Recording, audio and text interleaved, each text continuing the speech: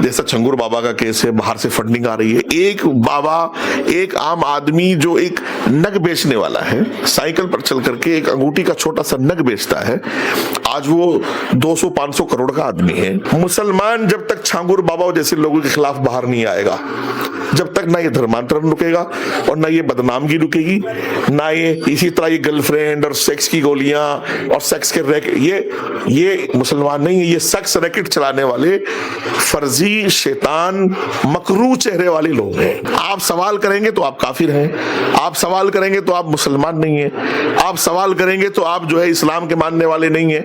आप दरगाह के नाम पर इकट्ठा करो, पीरी के नाम पर इकट्ठा करो, धर्मांतरण के नाम पर इकट्ठा करो, मदरसों के नाम पर करो, मस्जिदों के नाम पर करो, कोई आपत्ति नहीं है। मैं अगर आपसे सवाल कर लूं तो जाहिर सी बात है, तो फिर मेरी गर्दन तो मेरा तो सर तन से जुदा होना है ना।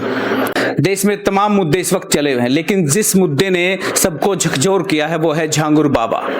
धर्मांतरण का ऐसा खेल और जो फंडिंग की अब खबरें आ रही हैं वो कहीं ना कहीं लोगों को सोचने पर मजबूर करे। हमारे साथ मुफ्ती वजाहत गुजर साहब, इनसे बातचीत करेंगे और जानेंगे क्या ये सोचते हैं इस बारे में, क्योंकि बड़े मुस्लिम स्कॉलर हैं, हर मुद्दे को बड़ी बारीकी से समझते हैं और बड़ी सरलता से उसको तार्किक आधार पर अपनी बात रखते हैं। सर, स्वागत है आपका। बहुत शुक्रिया कुलदीप। वाकई ये कैसे देखते हैं आप, झांगुर बाबा आया और अब मीडिया में छा रहा है, खबरें भी लगातार हर दिन एक न एक जुड़ के आ रही है, कभी फंडिंग की, कभी स्पा सेंटर तक बात जा रही है, पुलिस और विभाग से सेटिंग की बात चल रही है। दरअसल बात ये है कि बहुत ही अजीब किस्म का केस है। मैंने कई दिन से देख रहा हूं और इस पर मैं अपनी प्रतिक्रिया भी दे चुका हूं।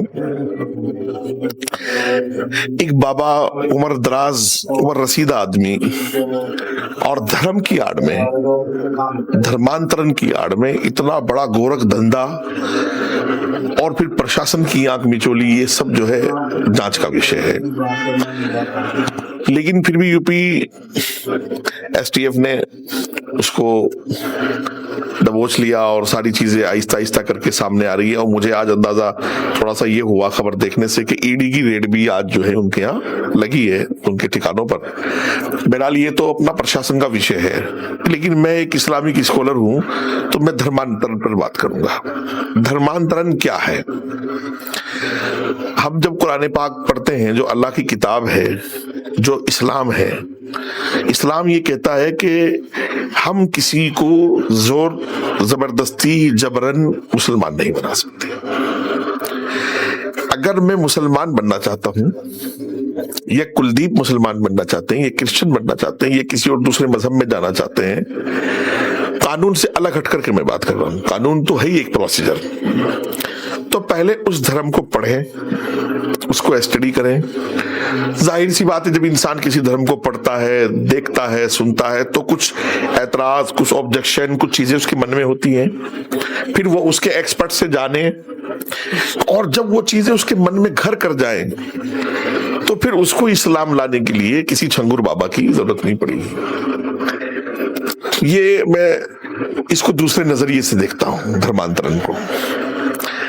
आपने देखा होगा कि पंजाब में आजकल, उससे पहले उड़ीसा और बंगाल की अखाड़ी में ईसाई मिशनरी बहुत तेजी से, खास तौर से दलित हिंदुओं को ईसाई बना रही थी, इंसानी हमदर्दी की आड़ में। झारखंड में भी हाँ, वो झारखंड, ये जहां भी हिंदू गुर्बत से जूझ रहा था, ये दलित, दो चीजें उन्होंने टारगेट की है इंसानी हमदर्दी की आड़ में। वो इंसानी हमदर्दी कैसे हासिल की उन्होंने? उनके पढ़े लिखे वॉलंटियर लड़के उन्होंने लगा दिए, सरकार ही का हथकंडा सरकार ही के खिलाफ इस्तेमाल किया। ये सोचने की बात है। पीएम आवास योजना आई, सरेंडर की योजना आई, आयुष्मान की योजना आई, तो पढ़े लिखे लड़के लगा करके उन सबके आयुष्मान कार्ड बनवा देना, उन सबके घर बनवा देना, उनसे बिजली पहुंचाना, पानी। यानी सरकार, एक तरफ तो ये कि हम एनजीओ बना करके एक अच्छा काम कर रहे हैं, दूसरी तरफ ये कि वो क्रिश्चियनिटी का प्रचार कर रहे हैं। सरकार ने उनको मकान दिया, लेकिन उनकी नजर में सरकार ने नहीं दिया। लाभ सरकार से ले रहे हैं, नाम उनका हो रहा है। नाम उनका हो रहा है। ये तो मैं अपनी चीजें खुद देख करके आया हूं। फिर चमत्कार दिखाने के बहाने ईसाई मिशनरी काम कर रही है। ऐसे मुसलमानों में मैं देख रहा हूं कि कई बड़े लोग पकड़े गए हैं धर्मांतरण के सिलसिले में। उनको फिर बाद में, जैसा छंगूर बाबा का केस है, बाहर से फंडिंग आ रही है। एक बाबा, एक आम आदमी जो एक नग बेचने वाला है, साइकिल पर चल करके एक अंगूठी का छोटा सा नग बेचता है, आज वो 200-500 करोड़ का आदमी है। और फिर वो आज होटलों में और देश विदेशों में, और उसके मतलब एक पासपोर्ट पर 50 मुल्कों की स्टैंप लगी हुई। एक बड़ा बिजनेसमैन जो हजारों करोड़ का आदमी है, वो भी ये सब बातें नहीं सोच सकता है। मैं आज आपको बात जब चल पड़ी है, मैं अपने बारे में बता देता हूं। पिछले तीसरी बार से मोदी जी की सरकार है, यूपी में योगी जी की सरकार है, और ये ऐसा है भी और मानते भी हैं लोग, और मैं आज खुल के बता देता हूं कि सरकार के अच्छे लोगों में मेरे अच्छे रिश्ते हैं, अच्छा ताल्लुक है। कितने देश में मंत्री, एमपी, अफसर, अधिकारी लोग मुझे जानते हैं। और जाहिर सी बात, मैं मीडिया में भी हर वक्त अवेलेबल रहता हूं। मेरा पासपोर्ट मैं आपको दे देता हूं, एक उम्र की स्टैंप लगी हुई है, पूरी जिंदगी में एक दुबई की स्टैंप उस पर लगी। भाई मैं केवल दो ही देश, दुबई भी एक बार, वो तो लॉकडाउन था, मुझे उम्र के लिए जाना था। अचानक से लॉकडाउन होने लगा तो एक दोस्त ने प्लानिंग ये की थी कि हम यहाँ दुबई जाएंगे, दुबई से उमरा जाएंगे। लॉकडाउन हुआ, वापस आ गया। अगली बार मैं उम्रे के लिए सिर्फ 10 पासपोर्ट एक्सपायर हो गया, उम्रा भी एक ही कर पाया हूं जिंदगी में। मेरी जो चीजें हैं वो यही पूरी नहीं हो पा रही हैं। किराए का घर और बच्चों का मसला, खर्चा, अपने खर्चे नहीं हो पाते हैं। इतनी मेहनत करने के बाद भी इतना नहीं हो पाया कि मैं, पूरी लाइफ मेरी गुजर गई है दिल्ली में। 20-22 साल की जवानी गुजारी है मैंने। मेरे पास दिल्ली में अपना घर नहीं है, मैं किराए के मकान पर रहता हूँ।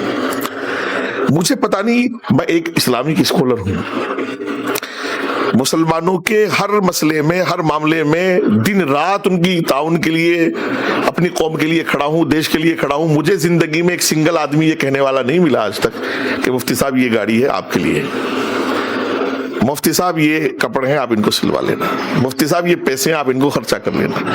आखिर इन लोगों के पास दौलत कहाँ? मैं एक हाफिज भी हूँ, मेरे वालिद भी एक बड़े आलिम थे, अभी इंतकाल हो गया। मेरे छोटे भाई मुफ्ती हैं, उनसे छोटे भाई मुफ्ती हैं। मैं खुद आलिम हूँ, हाफिज हूँ, और अल्हम्दुलिल्लाह देवबंद का पढ़ा लिखा हूँ, और अल्लाह ने बोलने वाला भी बनाया। सारी चीजें हैं, और हमेशा मुसलमानों के काम के लिए खड़ा रहता हूँ। बस वो पैसे वाली कला नहीं है। एक मुसलमान, मैं बताना ये चाहता हूँ कि जो ये कहते हैं ना लोग पीर साहब हैं, लोगों ने हदिया दे दिया।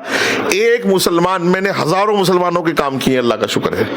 एक मुसलमान मुझे जिंदगी में ये कहने नहीं आया कि ये 5,000 रुपए आप खर्चा कर लेना। तो इन लोगों के पास ये दौलत कैसे आती है? सिर्फ एक ही रास्ता है, नंबर 2 का रास्ता। आप धर्मांतरण के नाम पर लोगों को देश विदेश में भेज रहे हैं कि हम दावत का काम कर रहे हैं, हम लोगों को, यहाँ के काफिरों को मुसलमान बना रहे हैं। इस्लाम पर आप दुनिया से चंदा लेकर के आप नग बेचने वाला आदमी 500 करोड़ का है।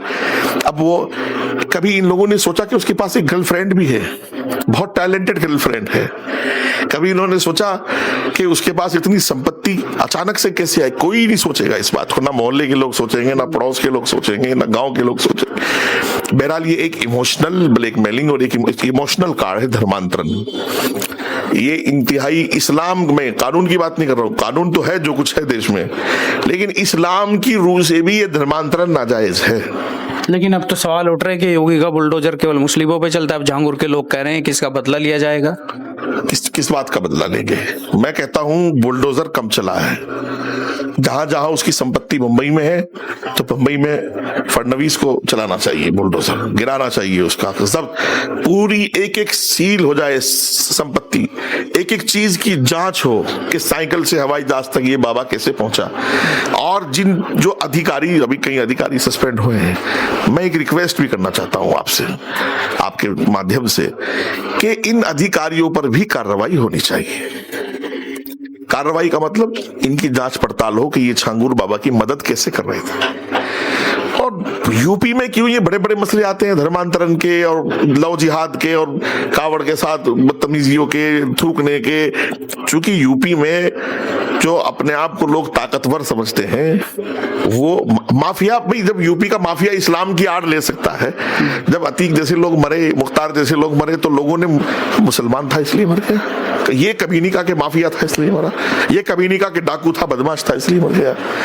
मैं कहता हूं धर्म का चोला एक ऐसा चोला है कि आप उसमें, भाई कितने बाबा हैं, मैं मिसाल दूंगा तो फिर मैं देखो, मैं भी एक दिन वहां जाऊंगा, यही लोग मुझे मार देंगे। आप अजमेर से शुरू हो जाइए कलियर तक, कलियर से शुरू हो जाइए फिर इन बड़े तबलीगी मरकजों तक, तबलीगी मरकज से जाइए जमीयत तक, जमीयत से जाइए इन बड़े बड़े मदरसों तक। इन्होंने रुपयों के नाम पर फिरौनियत इकट्ठा कर की हुई है, इनके पास बड़ी जायदादें हैं, इनकी जांच पड़ताल हो जाएगी तो सब, भाई दरगाहों पे इतना बड़ा चढ़ावा आ रहा है, कभी किसी मुसलमान ने, किसी संगठन ने, किसी मुस्लिम स्कॉलर ने, इंटेलेक्चुअल लोगों ने कभी पूछने की कोशिश की दरगाह अजमेर वालों से, दरगाह कलियर वालों से, या वारिस पाक वालों से, या बरेली शरीफ वालों से कि भाई इतना माल आ रहा है, ये ले जा कहाँ रहे हो, इस कौम की खिदमत में लगा दो, इस कौम के बच्चों को पढ़ा दो, इस कौम की विवाहों को दे दो, इस कौम के बीच की, कभी पूछा है किसी दरगाह वाले से? क्यों कारण क्या है? मजहब आप पूछ ली, मैं कह रहा हूं ना, भाई मेरे खिलाफ इतने फतवे हैं कि मैं नमाज जुमे की पढ़ने में नहीं जा सकता, ब्याह शादियों में मैं नहीं जा सकता, बाजार में मैं नहीं घूम सकता। क्यों? मेरी जिंदगी इन्होंने अजाब बनाई हुई है। क्यों? इन्हीं बातों पर, चूंकि मैं सवाल कर रहा हूं। आप सवाल करेंगे तो आप काफिर हैं, आप सवाल करेंगे तो आप मुसलमान नहीं है, आप सवाल करेंगे तो आप जो है इस्लाम के मानने वाले नहीं है।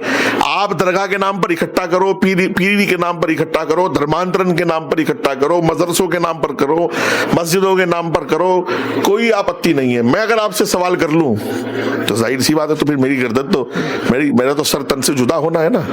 मैं कह रहा हूं चैलेंज के साथ, ये दरगाह वाले बताएं कि इस माल को कहां ले जाते हैं। सारी जितनी दरगाहें, इनके मुजावर, इनके सज्जादा नशीन, इनके खादिमों के बच्चे सब नशाखोर हैं, सब अय्याशी करते हैं, सब मक्कारी करते हैं, और बेचारा वो मजदूर जो खून पसीने से कमा करके 500 रुपए आस्था के नाम पर गले में डाल करके आता है, अपने बच्चों को भी नहीं वो खिलाता उस हलाल रोजी में से। इनको कभी शर्म नहीं आती कि उसके खून पसीने की कमाई का हम अल्लाह ताला को क्या जवाब देंगे? कोई जवाब देने वाला नहीं। यानी जहांगीर जैसे लोग धार्मिक चोला ओढ़कर धार्मिक गद्दारी कर रहे हैं और राष्ट्र से भी गद्दारी कर रहे हैं। यही लुब्बे लुबाब है, यही रिजल्ट है कि मैं मुसलमानों को बार बार कह रहा हूं, प्लीज समझो यार मेरी बात, असलियत की तरफ आओ। इमामों को तनख्वाह आप नहीं दोगे, मुअज्जिनों को नहीं दोगे, मदरसे में पढ़ाने वालों को तनख्वाह नहीं दोगे, इन बाबाओं के पास हजारों करोड़ रुपए। भाई क्यों? किस लिए? क्या कौन सी ऐसी कला है इन बाबाओं के पास जो इतना पैसा है? कौन सी कला इन जो है इन धर्मांतरण वालों के पास जो इतना पैसा है? इन्होंने जाल बिछाए हुए हैं। कुवैत में, कतर में, दुबई में, कहां इनके लोग मिलेंगे आपको। वो यहाँ से वीडियो भेजेंगे, भाई देखो ये 4 आदमी इन्होंने कलमा पढ़ लिया है, अब इनकी ब्याह शादी की व्यवस्था करनी है, इनके मकान की व्यवस्था करनी है, इनको समाज ने निकाल दिया है।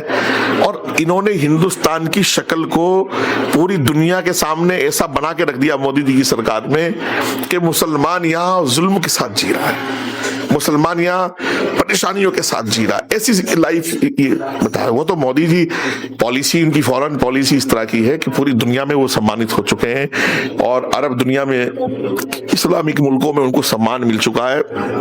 और चूंकि लोग आजकल सोशल मीडिया का दौर है, आपने ये भी नोट किया होगा, कभी कभी आपके सामने भी चीजें आती हैं कि सोशल मीडिया पर भी शोर मचाते हैं लोग कि मुसलमानों के साथ ये हो रहा है, मुसलमानों के साथ ये हो रहा है। अब ये नहीं देखेंगे कि इस बाबा के पास इतनी प्रॉपर्टी कहां से आई। अब ये नहीं देखेंगे कि उन बेचारी हिंदू माँ बहनों का गुर्बत या किसी मजबूरी की वजह से फायदा उठा करके उनको किस तरह मजबूर किया गया है। मैंने लव जिहाद के खिलाफ दिल्ली में, यूपी में कई मामलों में आवाज उठाई है। उल्टा अधिकारी लोग मेरे खिलाफ एफआईआर करने को दौड़े हैं। अभी अमरोहा का एक मसला चल ही रहा है, मैंने टीवी पर सिर्फ इतना, मैं जानता नहीं हूं क्या मसला है, मुझे कुछ पता नहीं है, वो नाम भी मुझे अब तो याद नहीं रहा। अमरोहा में कोई एफआईआर हुई थी, वो मदद मांगने आया तो मैंने अधिकारियों से कहा मदद करो। तो धर्मांतरण पर एक शो था इंडिया टीवी पर, मैंने उस पर बोल दिया कि भाई ऐसे मसला है। तो उल्टा मेरे खिलाफ वहां के मुझे पुलिस फोन करके, अमरोहा पुलिस कह रही है कि आपके खिलाफ एफआईआर होनी है और आपने ऐसे किया। मैंने कहा ठीक करो, मैं आऊंगा, एफआईआर करो, मैं आ जाता हूं। गिरफ्तारी, मैं इस तरह का उस्ताद आदमी हूं कि मेरे खिलाफ इस देश में कोई एफआईआर होगी जमानत नहीं लूंगा। क्योंकि मेरे खिलाफ 151 भी कभी नहीं हुई, और मैं कानून का, अनुशासन का, डिसिप्लिन का इतना पाबंद आदमी हूं, इतना पाबंद आदमी हूं कि मैं कभी भी डिसिप्लिन की खिलाफ वर्जी नहीं करता हूं। इसलिए जिंदगी में कोई एफआईआर होगी तो मैं जमानत ही नहीं मांगूंगा। मैंने कहा बुला पुलिस को, भाई मैं जमानत नहीं लूंगा, आ रहा हूं, एफआईआर करो, बंद कर दो। लेकिन आवाज उठाऊंगा। लव जिहाद मेरी नजर में हराम है, इस तरह के धर्मांतरण मेरी नजर में हराम है। और धर्मांतरण, असली बात धर्म को एक्सेप्ट करना क्या है?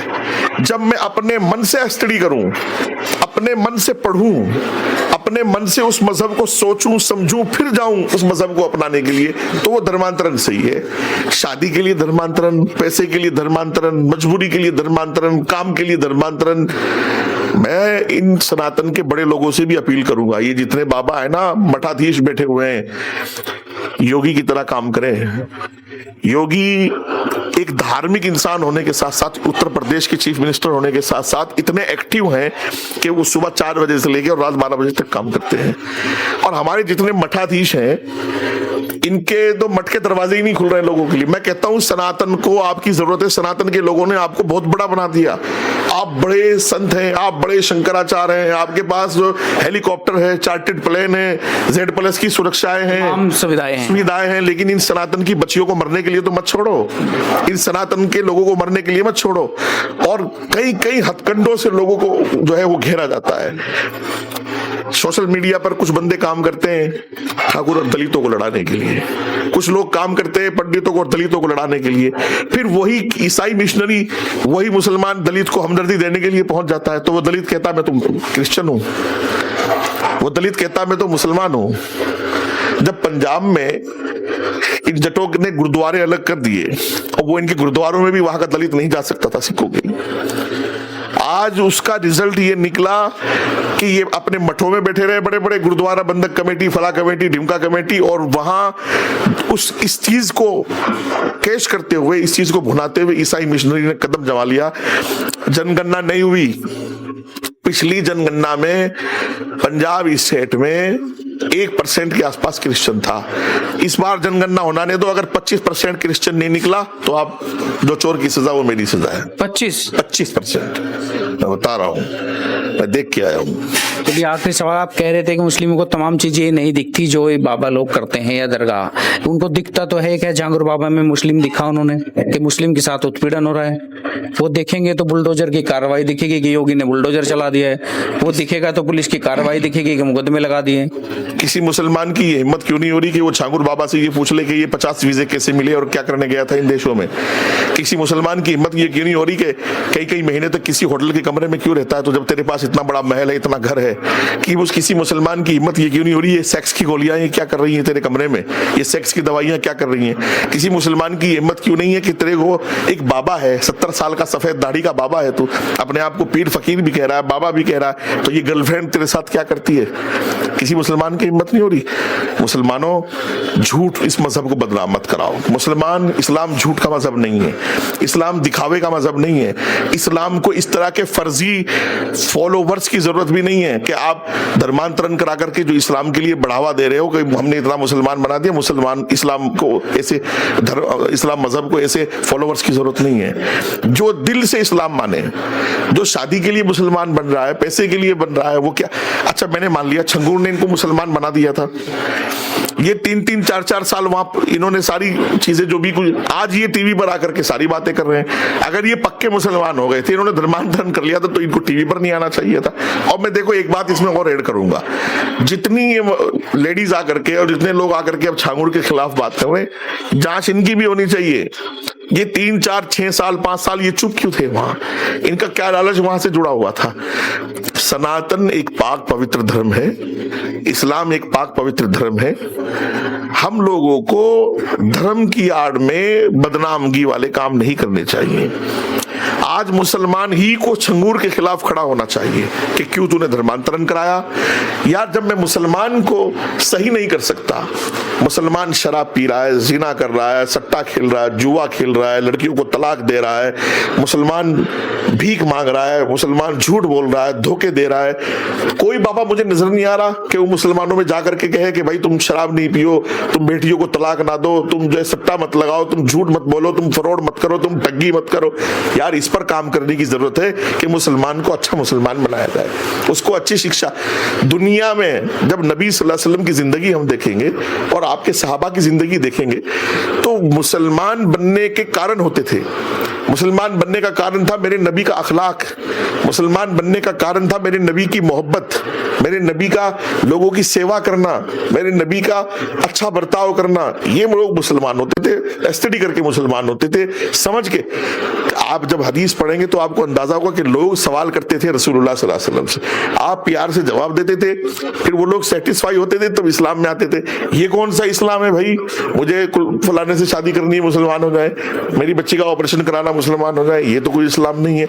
ना इस्लाम को इस तरह के फॉलोवर्स की जरूरत है, ना इस तरह के बाबाओं की जरूरत। मुसलमान जब तक छांगुर बाबाओं जैसे लोगों के खिलाफ बाहर नहीं आएगा, जब तक ना ये धर्मांतरण रुकेगा और ना ये बदनामगी रुकेगी, ना ये इसी तरह ये गर्लफ्रेंड और सेक्स की गोलियां और सेक्स के रैकेट, ये मुसलमान नहीं है, ये सेक्स रैकेट चलाने वाले फर्जी शैतान मकरू चेहरे वाले लोग हैं। आखिरी सवाल, अभी इलाज क्या है इसका? इलाज ये है कि इनकी संपत्ति सील की जाए।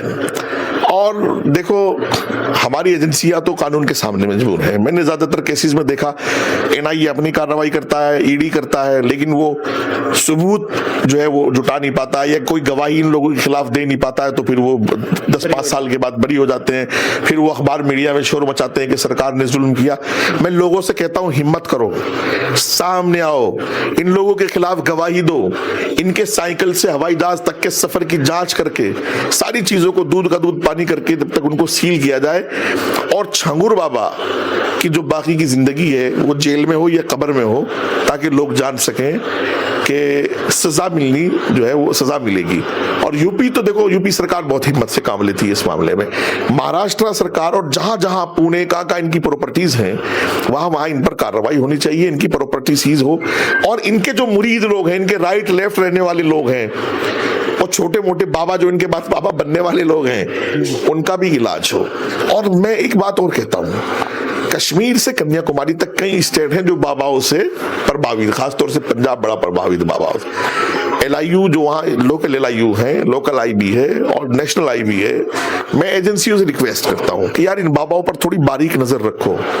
ये तावीज गंडे वाले जितने भी बाबा है ना, ये भी धर्मांतरण का जरिया बन रहे हैं। ये फूक वाले बाबा भी, ये लोगों के घरों को खोद देते हैं सोना निकालने के लिए, बलि चढ़वा देते हैं, न जाने। अरे भाई बड़े धंधे में, मुझे थोड़े दिन जिंदा भी रहना है, तो इसलिए ज्यादा भी नहीं बोलूंगा, कुछ बातें बाद में होंगी। बहुत बहुत धन्यवाद आपका।